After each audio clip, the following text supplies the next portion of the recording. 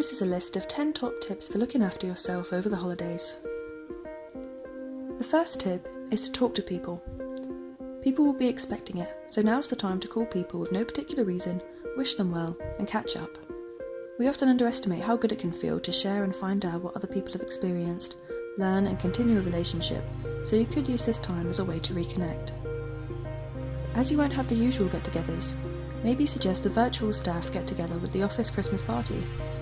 This includes things like themed online get-togethers, live virtual events hosted by radio presenters and comedians, and games like the Escape Room, which is £12 per person and £250 if at least 50 people attend.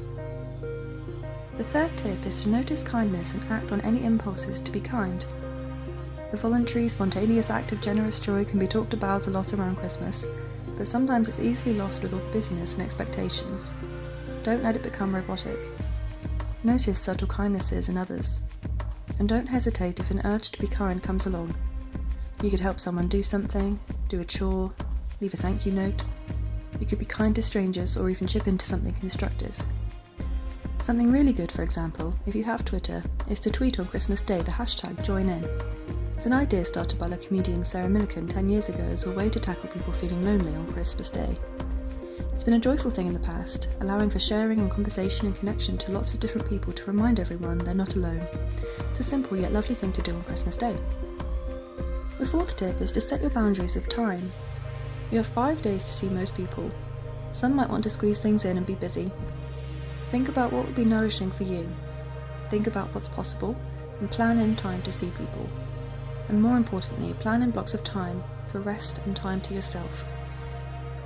Let yourself experience all your feelings, even if they don't match what's expected. This is always the case, but it's particularly important this year, as we might be having all sorts of feelings with 2020 coming to an end. The sixth tip is to make a diary entry of the year. This year will be interesting to look back on in 20 years. So you could record what happened, what went well and what did not, what you gained, lost, and what you've learned. How about what you're going to remember for next year about what you need? What would you like to have kept the same this time next year, and what would you like to have changed? To see more people, have more genuine conversations, to save money, to continue a hobby?